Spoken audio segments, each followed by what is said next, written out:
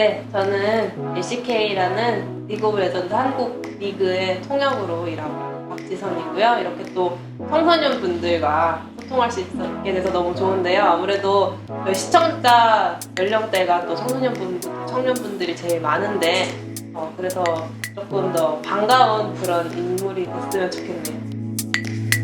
이제 리그가 개막하면 저는 보통 이제 경기 시작 몇 시간 전에 이제 경기장에 출근을 해서 이제 경기 관련 자료가 있으면 뭐 번역해서 우리 캐스터분들한테 전달하는 것도 처리하고, 또 이제 방송에 자막 같은 것도 영어로 또 번역하는 작업을 해서 또 자막팀에 넘기고, 이런 식으로 일을 하다 보면 경기 시작할 때는 경기 보면서 이제 매 세트마다 또 분석 데스크 같은 거 진행되면 동시 통역을 해야 되니까 분석 데스크 동시 통역 준비를 하고, 경기 끝나면 또 이제 MVP 수훈 선수 인터뷰 하니까 그것도 인터뷰 통역에 들어가고, 그렇게 두 경기 반복하면 이제 하루 일과가 끝이 나고요. 끝나면 보통 10시, 11시, 뭐 늦으면 12시, 1시거든요. 몰아가서 집에 가서 자고 일어나서 또 이제 출근하고 이렇게 반복. 저는 이제 언니가 2살 위로 언니가 있고요. 그냥 어렸을 때는 부모님이 하고 싶은 거 그냥 해라 이런 주의였어요. 별로 압박 같은 거 없어서, 예를 들어서 뭐 유치원 가고 싶다 5살 때, 왜냐면 언니가 유치원 가는 거를 보니까 가고 싶다고 막 난리를 쳐서 유치원에 보냈죠. 그때는 너무 좋아했대요. 갔다 오면 오자마자 배낭에서 딱 책 꺼내서 막 한글 공부하고, 언니 또 피아노 하는 거 보고 피아노 하고 싶다 했더니 피아노 학원 등록해주고, 하고 싶은 거 있으면 이렇게 다 지원해 주시는 그런 편이었어요. 초등학생 때 계속 과외를 하나 했는데 그게 논술, 뭐 독서 막 이런 거였어요. 보통은 뭐 억지로 뭐 수학학원 가라 뭐 이런 게 딱히 없었는데 그거는 항상 시켰거든요. 전반적으로 글짓기 같은 거 어렸을 때 맞춤법도 배울 수 있고 뭐, 그리고 항상 일주일에 한 번씩 꼭 이렇게 숙제가 나왔어요. 그때는 그게 너무 버거웠죠. 사실은 그때는 맨날 인터넷으로 막 줄거리 찾아갖고 선생님 물어보거든요. 이거는 뭐 무슨 내용이야 이렇게. 숙제도 그런 식으로 하고 이랬는데 그거를 그래서 하다가 안 했어요. 과외를 억지로라도 안 하니까 책을 안 읽긴 하더라고. 솔직히 말해서 그때는 옆에서 누가 또 책 봐 이러지 않는 이상 책을 좋아하는 그런 성격이 아닌 이상 잘 안 보게 되잖아요. 그래가지고 누가 옆에서 억지로라도 이거 시켜줘야겠다라는 생각이 들어서 다시 그거 과외 받고 싶다고 말씀을 드렸죠. 생각해보니까 그게 좀 밑거름이 많이 됐다는 걸 어느샌가 약간 깨달았어요. 그때 내가 읽었던 문학 작품이 뭐 교과서에 나오고 이러면 굉장히 수월하잖아요. 반갑기도 하고. 그게 억지로라도 그런 식으로 계속 조금 글 읽고 책 읽고 했던 게 조금 많은 자양분이 된 것 같다고 느꼈던 게, 고등학생 때는 이제 바빠서 그런 거를 안 하게 됐는데도 국어 뭐 이런 쪽에는 어려움이 없다는 걸 깨닫고, 그게 진짜 힘들고 뭐 내 의지로 논술 공부한 건 아니지만 그래도 이게 진짜 밑거름이 됐구나라는 체감이 됐거든요.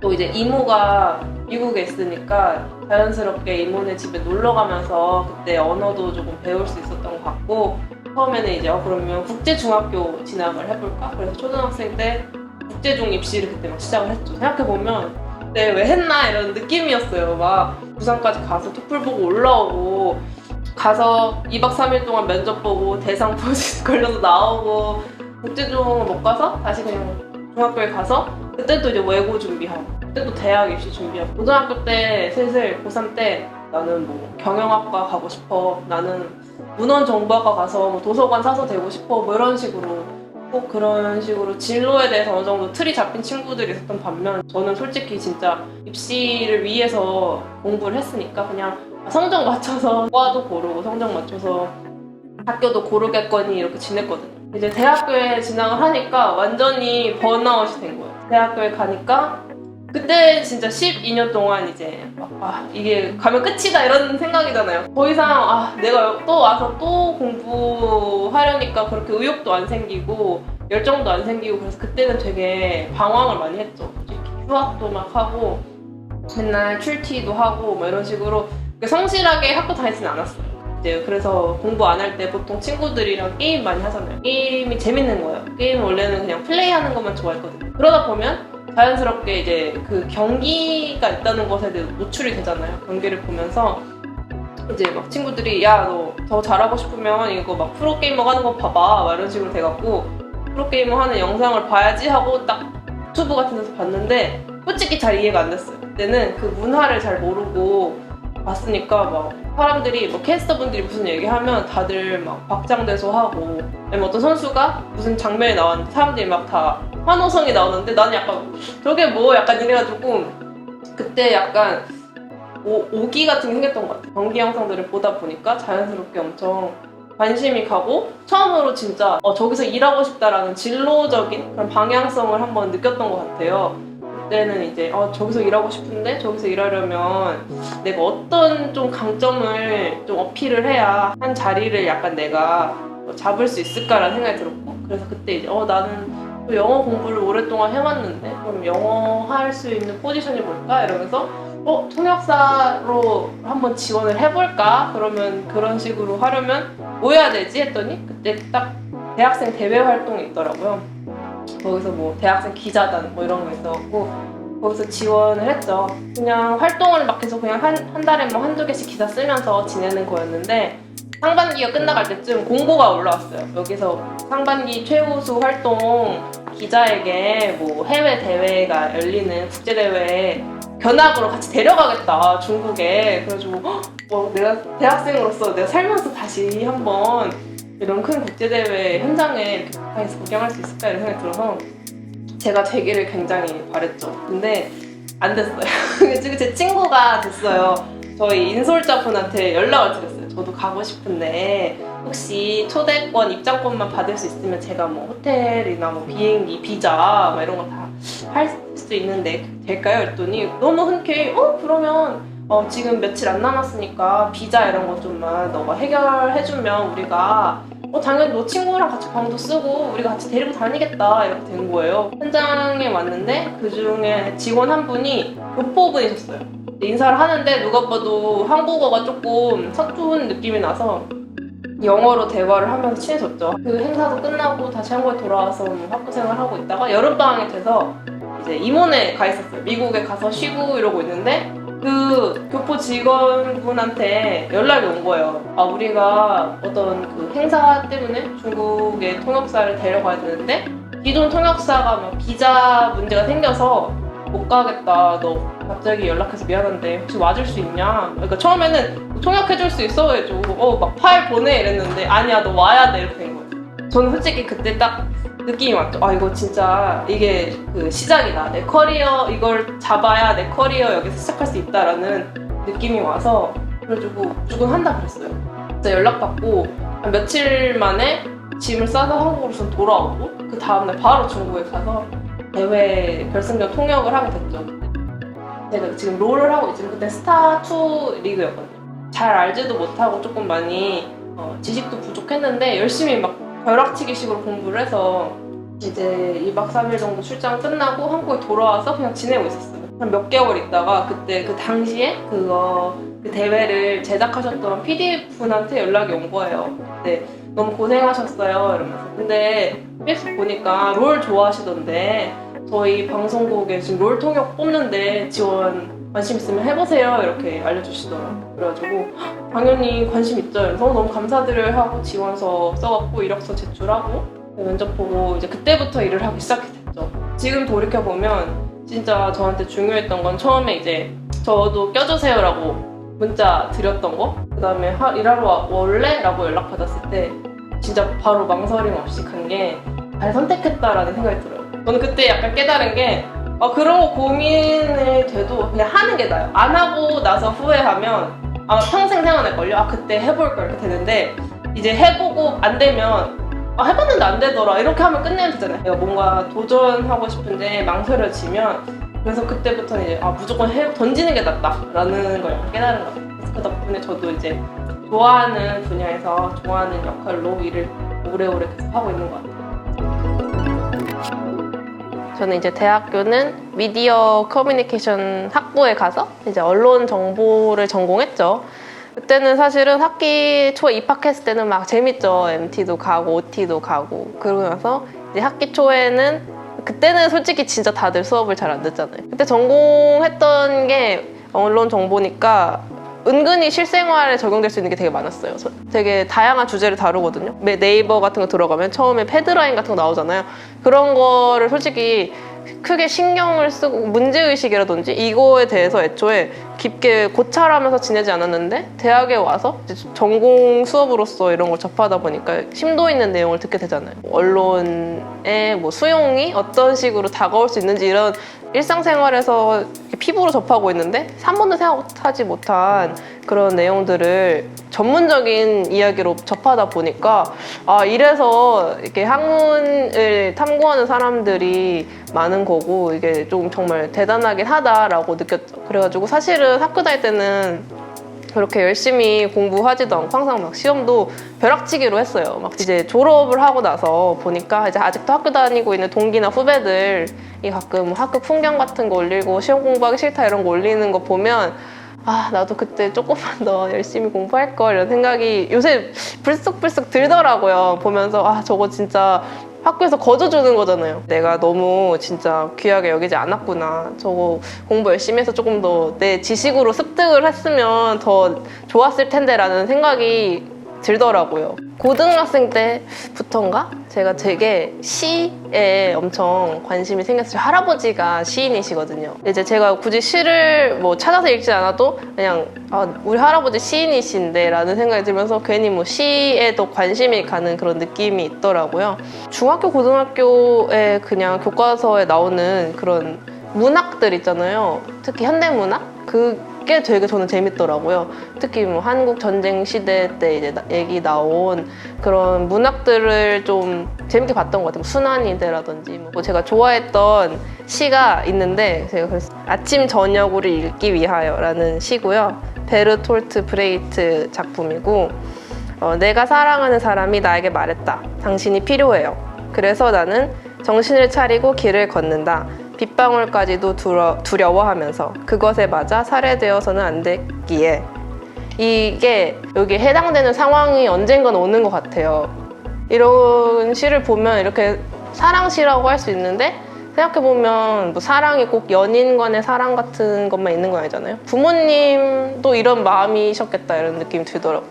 이제 만약에 자식이 생기면 뭔가 정말 막중한 책임감을 느끼게 되면서 아 정말 내가 진짜 건강해야겠구나, 내가 진짜 다치면 안 되겠구나 라는 생각이 들 것 같고, 청년으로 살던 사람들도 뭔가 진짜 소중한 사람이 생기면 진짜 오히려 그런 1차원적인 문제인 건강히 오래 살아야겠다라는 그런 생각이 드는 그런 감정을 잘 담은 시인 것 같아서 제가 되게 좋아하는 시고요. 최근에 읽으면서 잘 읽히고 좀 어렵지 않다라고 느꼈던 게 허지웅의 살고 싶다는 농담, 이게 그분이 이제 암 투병하시면서 기록한 수필이거든요. 단어 자체 어휘라든지도 되게 쉽게 쓰여져 있고 되게 솔직하게 그렇게 나와 있더라고요. 아무래도 저희가 겪는 그런 모든 생각이나 감정 같은 게 암 투병하면 더 극단적으로 일어나잖아요. 또 그런 상황을 사실은 저희가 직접 경험할 수 없는 건데 책으로 간접 경험할 수가 있더라고요. 그분도 아마 이제 조금 최악의 상황까지 가면서 다양한 생각이 들었을 것 같은데 그 중에 이제 나쁜 결과에 집중해서 생각을 하지 말자라는 내용이 있더라고요. 나쁜 결과에 너무 사로잡히고 매이게 되면 모든 걸 다 거기에 귀인하는 거예요. 오히려 나한테 중요하고 좋은 일일 수도 있는데 모든 거를 그냥 다 안 좋은 기억에 연결시켜서 생각을 하게 되는, 저도 사실 그렇거든요. 저에게 안 좋은 일이 일어나면 아 이게 왜 이렇게 됐지? 이러면서 아 괜히 내가 그때 괜히 이랬나 봐. 모든 거에서 다 이유를 찾아요. 근데 생각해보면 그냥 뭐 안 좋은 일도 일어나는 거고 그게 뭐 저의 모든 걸 지배하는 건 아니잖아요. 그런 식으로 자책하지 않아도 된다? 굳이 그렇게 하나로 찾아갖고 그런 걸로 사실은 바뀔 만한 일이 아니었다라는 조금 뭔가 놓아주게 되는 마음가짐을 알게 된 것 같아요. 그래서 그런 수필 같은 거 읽으면 난이도도 굉장히 또 낮고 또 공감할 수 있는 진짜 인간의 좀 솔직한 마음 같은 게 책에 다 나와 있잖아요. 이런 걸 읽으면 좋은 게 막 무슨 감정이 들었을 때 나만 이러는가? 이런 생각이 들 때 책을 보면 막 진짜 많은 사람들이 나랑 똑같은 감정을 겪고 있구나, 내가 이상한 사람이 아니구나 라는 생각이 들어가지고 조금 더 정신적으로도 조금 많이 보호가 되는 것 같아요.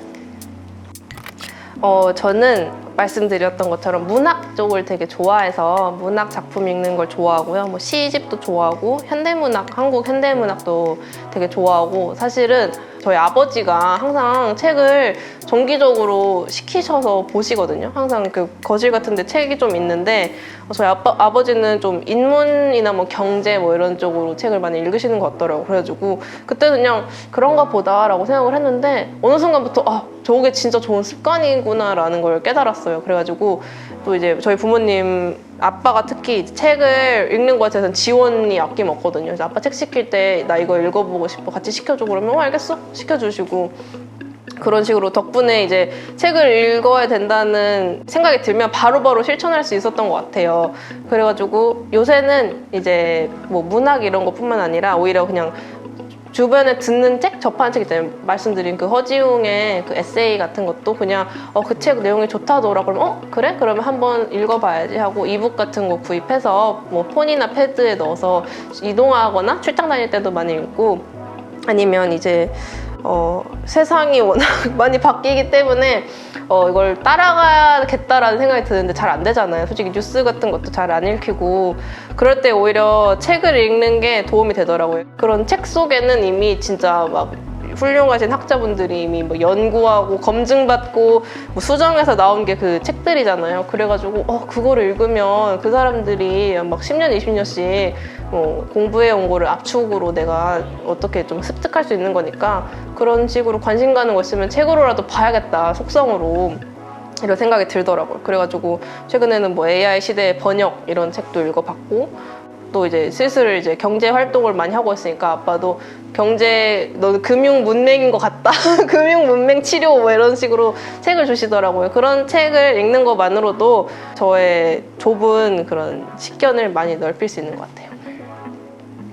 최근에 제가 알기로 e스포츠 직업 종류에 대한 책이 나왔어요. 제가 알기로도. 그래서 그 책을 참고하셔도 만약에 게임 쪽에 관심 있다? 그러면 그 책을 한번 보시면서 정말 게임을 하는 프로게이머뿐만 아니라 그 주변을 감싸는 그 e스포츠 산업 속에 종사하고 있는 사람이 정말 많거든요.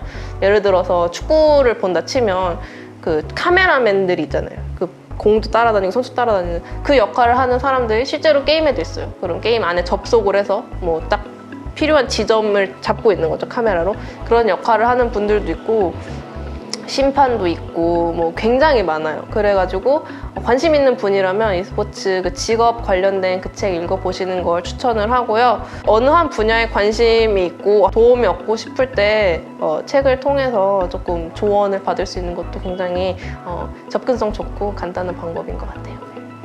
통역이라는 일을 시작하고 나서 습관이 생긴 게 영화를 본다든지 영어로 된 영화를 본다든지 뭐 짧은 유튜브 영상을 본다든지 해도 항상 자막을 켜고 봐요. 한글 자막이어도 켜고 보고 영어 자막도 켜고 봐서 정말로 일상적으로 내가 손쉽게 생각할 수 있는 그런 얘기도 더 자연스럽게 현지인들은 더 네이티브들은 어떻게 말하는지를 계속 알고 싶어서 그런 걸 항상 제 그냥 카톡방 나와의 대화방에 맨날 그런 걸 한두 개씩 쓰거든요. 저는 한국에서 계속 생활하기 때문에 그런 원어민들의 자연스러운 또 최신의 언어에 계속해서 업데이트가 되기 위해서는 그런 노력을 해야 되는 것 같아요. 오히려 저는 뭐 유튜브 영상을 자주 보면서 일상 관련 유튜브를 보면서 이런 말투를 쓰는구나, 이런 식으로 말하는 게 굉장히 자연스럽구나 라는 걸 학습을 하려고 하고 그럴 때마다 내가 새로 익힌 표현이라든지 그런 걸 항상 이렇게 다시 텍스트로 저장을 해놔서 언젠가 내가 다시 궁금할 때 그걸 꺼내볼 수 있게 그런 식으로 하고 있고요. 내가 관심 있는 그 분야, 내가 일하고 있는 그 분야에서 또 계속해서 새로운 언어가 생성이 된단 말이에요. 아무래도 게임이라는 것 자체가 워낙 새로운 분야고 좀 신세대적인 연결이 많은 그런 분야여서 그런 쪽으로도 항상 뒤처지지 않게 그 요새 애들은 무슨 말 쓰나 이런 거를 특히 영어권에서는 제가 그런 걸 잘 접할 일이 없잖아요. 그렇기 때문에 뭐 해외에서 뭐 개인 방송하는 분들 있잖아요. 그분들이 정말 축축 던지는 그런 말들, 뭐 선수들이 뭐 트위터에 쓸 때 자주 사용하는 유행어 이런 것도 좀 파악을 많이 하려고 노력하고 있죠. 유명해져서 좋아진 점은 재밌는 일을 많이 할 수 있다는 것도 이런 자리에서 제가 또 많은 분들께 얘기 드릴 수 있는 것 자체도 되게 특별한 경험이라고 생각을 하거든요. 그래서 이런 삶의 다양한 경험을 한번 하고 갈 수 있다는 게 정말 큰 기회인 것 같고, 유명해져서 나빠진 점은 딱히 없지만 이제 저는 그래도 애초부터 좀 비춰지기 시작할 때부터 느꼈던 게 좀 책임감 있게 살아야겠다라는 생각이 들었어요. 제가 무슨 일을 하더라도 제 얼굴을 사람들에게 보여주고 일을 하게 된 거니까 일에 대해서 평가를 받을 때 그거에 대해서 혹시나 부정적인 결과가 있을까 봐 제가 우선은 일부터 완벽하게 해내고 유명은 유명하자, 약간 이런 생각이 들었어요. 물론 사람들한테 많은 관심을 받고 칭찬을 받는 것도 좋지만 제가 더 알려지고 좀 유명해질수록 분명히 어떤 분들은 제가 그 정도로 잘하나, 내가 볼 땐 실수하는 것 같은데, 그런 쪽에 사람들이 오히려 집중을 할 수 있기 때문에 사람들이 많이 칭찬해준다, 좋아해준다라는 사실에, 그래서 자꾸 안심이나 또는 안주할 수 없겠다는 생각이 정말 관심을 받기 전부터 되게 있었어요. 언젠간 사람들이 관심을 갖게 되면 내가 못하는 걸 알게 될 거야. 그러니까 지금부터 단련을 해야지라는 생각이 들어서, 그때 사실은 저도 일 시작했을 때 실력이 정말 형편없었거든요. 그래가지고 위기의식을 느꼈죠. 누가 내 거를 자세히 들어보면 쟤 되게 못하는데? 라고 말할 것 같은 거예요. 그래가지고 저는 일부러 막 통번역 저희 학교에서 하는 그 코스가 있어요. 한 학기짜리. 그것도 막 들으면서 사람들이 내가 엉망진창인 걸 알기 전에 실력을 올리자라는 생각이 있었고, 좀 아무래도 책임감이 확실히 커지는 것 같아요. 저는 솔직히 저에 관련된 거의 모든 댓글과 채팅을 다 봤다고 자부할 수 있을 정도로 다 보죠. 근데 거기에 너무 파묻히려고 하진 않는 것 같아요. 제가 이것도 전공 수업 얘기인데, 인터넷 이용자 중에 댓글 다는 인구가 한 30%밖에 안 된다고 들었어요. 그렇기 때문에 누군가 나에 대해서 이런 글을 게시했을 때 저거는 한 30% 중에서도 또 어떤 특정 공간에 쓴다는 것 자체도 더 비율이 작아지기 때문에 나에 대해 생각하는 사람의 좋은 말이든 나쁜 말이든 30%밖에 안 될 것이다 라는 생각을 항상 하고 있죠. 그래서 좋은 글을 봐도 너무 나 잘했나 봐 라고 생각하지 않고, 나쁜 글을 봐도 나 망했다 라고 생각하지 않고 그냥 이런 말이 있구나, 크게 거기에 뭐 좌지우지 되진 않는 것 같아요. 또 그런 감정을 조금 어딘가에 배출할 수 있는 곳이 사실은 그런 소셜 네트워크가 주된 플랫폼이잖아요. 그러다 보니까 짜증나는 일 있으면 그때는 좀 욱하는 그런 것도 있어요. 감정을 좀 폭발할 수도 있으니까 막 짜증나, 막 뭐야, 막 이런 식으로 쓸 수도 있는데, 지나가는 그런 감정이라고 생각해요. 만약에 1, 2년 전에 그때 내 타임라인에 뭐 있었지? 하면 사실은 기억이 뜨문뜨문 날 것 같은데, 그렇기 때문에 지금 일어나는 만약에 그런 안 좋은 일도 정말 나중에는 기억도 안 날 만한 그런 지나가는 일이라고 생각을 했으면 좋겠고, 그렇기 때문에 좀 더 좋은 쪽에 집중을 하셨으면 좋겠어요. 솔직히 말해서 학교 다닐 때 진로에 대한 방향성을 못 찾는 게 어떻게 보면 좀 당연하다고 생각을 해요. 솔직히 특히 한국에서 학교 다니시면 아무래도 많은 것을 접하지 못하고 아무래도 좀 일률적인 그런 과정을 다 같이 가기 때문에 그 와중에 내가 뭔가 하고 싶다 벌써부터 깨닫는 분들이 되게 대단하신 거고, 만약에 내가 이거를 해보고 싶다라는 분들은 계속 시도를 그냥 해도 될 것 같아요. 왜냐면 나 학생인데 라는 그 카드가 되게 약간 무적의 카드거든요. 만약 내가 뭔가를 도전했는데 못했어요. 그러면 나 아직 학생인데, 뭐 뻔뻔하게 할 수도 있고, 내가 뭔가 했는데 굉장히 잘했으면 나 학생인데도 이렇게 했어, 나 대단한 거 아니야? 라는 생각을 들어도 되고, 뭔가 했는데 안 됐어요. 뭐 탈락을 했던지 뭐 잘 안 됐어요. 뭐 그러면 학교로 돌아오면 되잖아요. 학교를 다니는 상태에서 그런 식으로 도전하고 있으니까 학생이란 신분이 언제나 이렇게 보호해주고 있다고 생각을 해요. 대학교에 어디를 가고 싶다, 나 무슨 전공하고 싶다 이런 거를 아직 못 정한 분들도 굉장히 많을 텐데, 대학에 가서도 뭐 전과할 수도 있고, 뭐 다른 뭐 편입을 할 수도 있고, 뭐 이중 전공을 할 수도 있고, 이런 식으로 정말 학생으로서 누릴 수 있는 기회가 진짜 많거든요. 그러니까 나 하고 싶은 거 없어서 어떡하지 이런 생각을 안 하셔도 될 것 같고, 지금은 그냥 지금 다니고 있는 학교에서 너무 스트레스 받지 마시고 그냥 조금 천천히 해도 될 것 같아요. 지금 학교 다닐 때는 진짜 대학만 가면 다 끝날 것 같고 좋은 대학 가면 내 인생 필 것 같고 막 대학교 수능 못 보면 인생이 무너지는 것 같고 막 이럴 거예요. 저도 수능 잘 못 봐서 진짜 들어와서 이불 뒤집어 쓰고 대성통곡 했거든요. 친구랑 저는 망했어 이러면서 인생 망한 것 같고 끝난 것 같았어요. 근데 또 다 어떻게 길이 있고 방법이 있고 어떻게 사라지더라고요. 그게 끝이 아니고 그때는 그냥 친구들이랑 사이좋게 지내고 밥 잘 먹고 다이어트 하지 말고 그때는 그냥 정말 건강하게 그때만 할 수 있는 게 있어요. 성장. 밥 잘 먹고 친구들이랑 하고 싶은 거 다 하고 나중에 돌이켜보면 다 나 진짜 학교 잘 다녔다 싶을 거예요. 그러니까 너무 진로적인 스트레스 받지 마시고 지금은 그냥 학생의 신분을 마음껏 즐기면서 행복하게 지내셨으면 좋겠습니다. 저는 책은 약간 운동이랑 진짜 비슷하다고 생각을 해요. 이게 이런 말 써도 되는지 모르겠어요. 요새 헬창이라는 유행어가 있잖아요. 헬스 즐기는 게 거의 트렌드가 됐고 거의 사회적으로 유행어나 밈이 됐는데 그 사람들이 막 근손실 이런 얘기 하잖아요. 운동 안 하면 근손실 난다 이런 드립이 있는데 책도 솔직히 저는 거의 유사하다고 보거든요. 책 독서라는 게 뇌 운동이라고 생각해요. 뇌 근력 운동인 거죠. 아니면 책을 읽는다는 것 자체가 기초 체력을 다지는 것 같아요. 그래서 읽는 그 순간 뭔가 표는 안 날 수도 있어요. 아니면 표가 갑자기 날 수도 있어요. 예를 들어서 막 상체나 가슴 운동 같은 거는 며칠 빡세게 하면 좀 티 나거든요. 그런 것처럼 좀 막 상식이라든지 뭐 이런 관련된 거면 좀 한번 며칠 읽어서 다 습득하면 아는 척 할 수 있잖아요. 궁극적으로는 기초 체력을 계속해서 쌓아가는 그런 개념이라고 생각을 해요. 운동을 오래 하면 겉으로 티가 안 나더라도 결국에는 뭐 군살이 정리된다든지 근력이 늘어가고 뭐 대사량도 올라가고 체력이 길러지고 면역력이 올라가는 듯이 책도 똑같이 읽으면 뇌가 계속 운동하는 그런 기분이 들거든요. 저는 약간 책이라든지 뭔가 읽으면 내가 뇌세포들을 조금 더 굴려주고 있구나. 그래서 뇌세포들이 죽지 않게 해주고 있구나 이런 생각이 들어요. 그래서 책을 읽는 것도 운동과 비슷하게 계속해서 뇌로 운동을 하는 기초 체력을 다지는 거죠. 그래서 어휘력이라든지 문해력이라든지 그런 게 사실은 거의 다 독서에서 온다고 생각을 하거든요.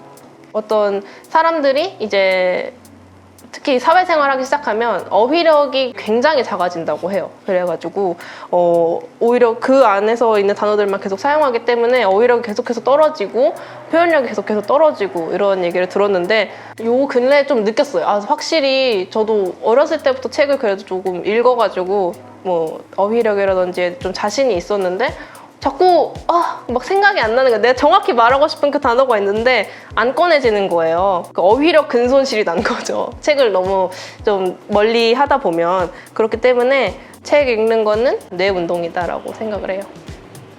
저도 이 다음은 뭘 해야 되지? 라는 고민을 되게 많이 하고 있고 지금 딱 그 고민을 하고 있는 단계인 것 같아요. 롤 통역이 되면서 사실은 저는 거의 꿈을 이뤘다라는 느낌이 들었거든요. 제가 워낙 선망하고 있는 산업 분야였고 그 중에 제가 구체적으로 정말 하고 싶었던 그 롤이 있었는데 그걸 하게 됐잖아요. 그리고 그렇기 때문에 모든 게 되게 과분했고 너무 그냥 나는 이뤘다라는 생각이 든 거예요. 그 대신에 이 다음은 뭐 하지? 이런 생각이 들더라고요. 또 한편으로는 e스포츠나 게임 산업 자체가 굉장히 확장되고 있는 그런 산업이고 그렇기 때문에 정말 빨리빨리 변해요. 그래서 다음 단계에 대한 대비가 되어야 할 텐데 다음엔 어떤 식으로 내가 좀 진로를 추구해야 되지라는 생각은 많이 하고 있는데 저도 아직 뾰족한 수는 없는 것 같아요. 아무래도 근데 좀 포괄적으로 말하자면 계속 e스포츠에서 일을 하지 않을까 싶어요. 제가 워낙 좋아하는 분야이기도 하고 e스포츠가 기술 발전이랑 더불어서 계속 발전하는 분야라고 생각을 하거든요. 아무래도 기술을 기반으로 한 그런 스포츠이기 때문에 e스포츠에서 제가 갖고 있는 능력을 잘 발휘할 수 있는 쪽에서 더 일을 진행하고 싶다는 생각은 있습니다. 이제 해외에 나가서 큰 대회, 롤드컵 같은 거를 직접 하다 보면 지금은 코로나 때문에 정말 너무 아쉽지만 그때는 관중이 항상 들어가 있거든요. 관중이 있었을 때를 회상을 해보면 정말 그냥 막 멋진 슈퍼플레이가 나오면 막 경기장을 정말 에워싸는 거의 우레메 같은 함성이 막 나와요. 그러면 진짜 전율을 느끼고, 특히 뭐 해외에서 막 스페인에서 경기를 하고 있는데 다들 똑같은 장면을 보고 똑같이 함성을 지른다는 게 정말 언어도 필요 없는 소통이 되는 그런 문화라는 거잖아요. 정말 모두가 다 같은 것을 지금 우리가 이 순간 공유하고 있구나라는 그 감정이 너무 좋더라고요. 그래서 저 이 분야에서 계속 일하고 싶은 것 같아요.